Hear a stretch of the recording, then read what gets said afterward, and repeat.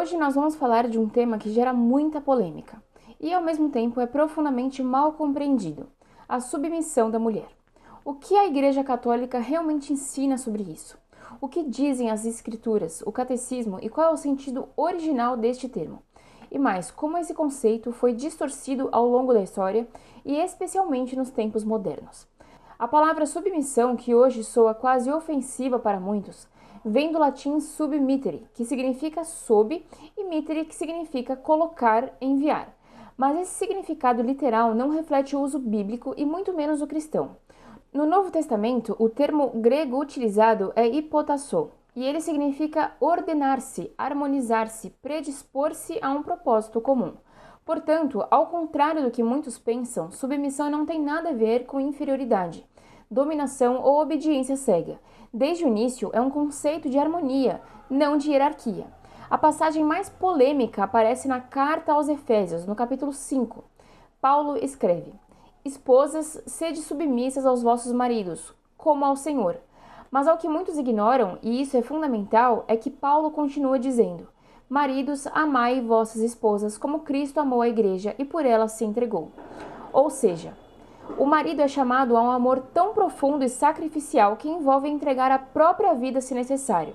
Se a esposa se dispõe à harmonia, o marido se dispõe ao sacrifício. E o amor sacrificial é muito mais exigente. E antes de todas essas instruções, no versículo imediatamente exterior, Paulo dá o contexto: submetei-vos uns aos outros no temor de Cristo. Aqui está a chave: a submissão é mútua. Não se trata de um mandamento unilateral, mas de uma troca de amor, serviço e responsabilidade. Quando olhamos o contexto histórico, isso tudo se torna ainda mais claro. No mundo greco-romano, a mulher era juridicamente inferior, muitas vezes tratada como propriedade do pai ou do marido. Não tinha direitos civis e os casamentos eram arranjados. Paulo não está reforçando um sistema opressivo, ele está elevando a relação conjugal a algo totalmente novo, uma comunhão de vida, de amor, de respeito mútuo. Sua orientação era profundamente revolucionária para a época. O Catecismo da Igreja Católica confirma isso ao afirmar que o matrimônio se funda na igual dignidade dos esposos. No parágrafo 1643 e 1644, o Catecismo descreve o matrimônio como uma comunhão de vida e amor. E no parágrafo 1605, declara que homem e mulher foram criados em igualdade. E no 1616, afirma que o amor dos esposos é imagem do amor de Cristo pela Igreja. Um amor de doação total. Em nenhum momento o catecismo apoia a ideia de que a mulher seja inferior, menos capaz ou obrigada a obedecer como serva. Eu peguei o catecismo aqui para a gente olhar diretamente os parágrafos. 1643. Os bens e as exigências do amor conjugal. O amor conjugal comporta uma totalidade na qual entram todos os componentes da pessoa: apelo do corpo e do instinto, força do sentimento e da afetividade, a aspiração do espírito e da vontade. O amor conjugal dirige-se a uma unidade profundamente pessoal, aquela que, para além da união numa só carne, não conduz senão a um só coração e uma só alma. Ele exige a indissolubilidade e a fidelidade da doação recíproca definitiva e abre-se à fecundidade. Numa palavra, trata-se das características normais de todo amor conjugal natural, mas com um significado novo que não só as purifica e as consolida, mas as eleva a ponto de torná-las a expressão dos valores propriamente cristãos. O 1644. A unidade e a indissolubilidade do matrimônio. O amor dos esposos exige, por sua própria natureza, a unidade e a indissolubilidade da comunidade das pessoas que engloba toda a sua vida, de modo que eles não são dois, mas uma só carne. Mateus 16:9. Eles são chamados a crescer continuamente nesta comunhão por meio da fidelidade cotidiana à promessa matrimonial do dom total recíproco. Esta comunhão humana é confirmada, purificada e aperfeiçoada pela comunhão em Jesus Cristo, concedida pelo sacramento do matrimônio. Ela é aprofundada pela vida da fé comum e pela Eucaristia recebida pelos dois.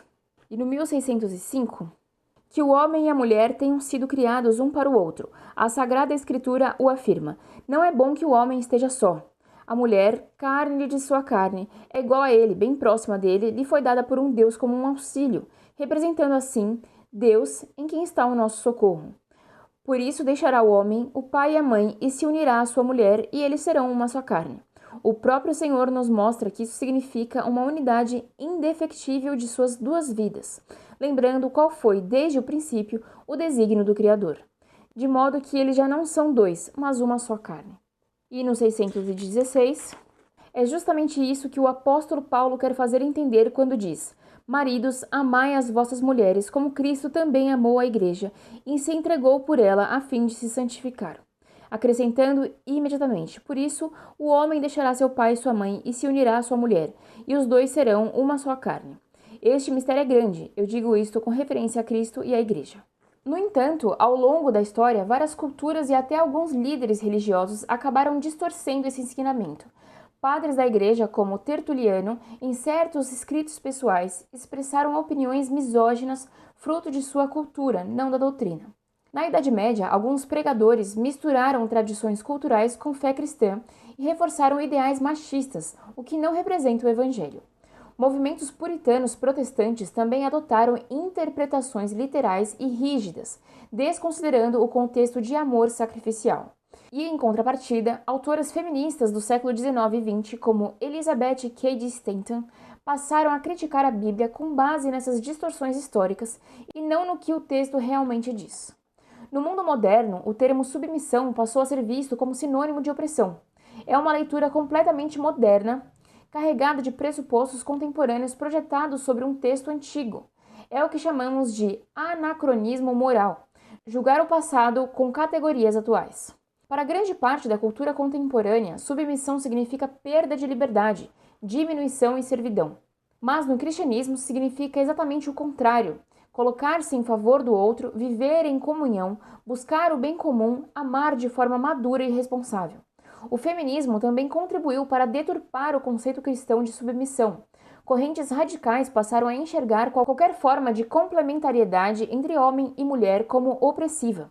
Simone de Beauvoir disse que a mulher só seria livre ao romper com a maternidade e com o casamento, uma visão incompatível com o ideal cristão de vocação e missão. Betty Friedan retratou o lar como uma prisão para a mulher, ignorando o sentido sacramental do matrimônio. Judith Butler introduziu teorias que praticamente dissolvem a distinção entre homem e mulher, contrariando a antropologia cristã. Essas perspectivas influenciaram profundamente a sociedade contemporânea e reforçaram a ideia de que a submissão bíblica é uma forma de dominação masculina, quando na verdade ela é parte de um chamado à reciprocidade. E então, o que a igreja ensina hoje? Ensina que homem e mulher têm igual dignidade, que ambos são chamados à santidade e que possuem papéis complementares, não hierárquicos e muito menos opressores. Ensina que a submissão é mútua e que o matrimônio cristão é baseado na doação, na entrega e no sacrifício, como Jesus mesmo fez por nós. João Paulo II, na Teologia do Corpo, afirma que submeter-se significa colocar-se a serviço do outro por amor, exatamente como Cristo fez. Não é ser menor, mas amar mais profundamente. A submissão cristã, portanto, não é tirania, não é obediência cega, não é desigualdade. É amor que se inclina para servir, é entrega, é harmonia, é colocar o outro no centro, assim como Cristo fez pela humanidade. Quando o marido e a esposa entendem isso, quando o marido ama como Cristo e a esposa se une a ele nessa mesma lógica de amor, a submissão se torna aquilo que sempre deveria ter sido, um caminho de santidade, de crescimento mútuo e de verdadeira liberdade. Então, se você gostou desse vídeo, deixe seu like, compartilhe e se inscreva. Até a próxima!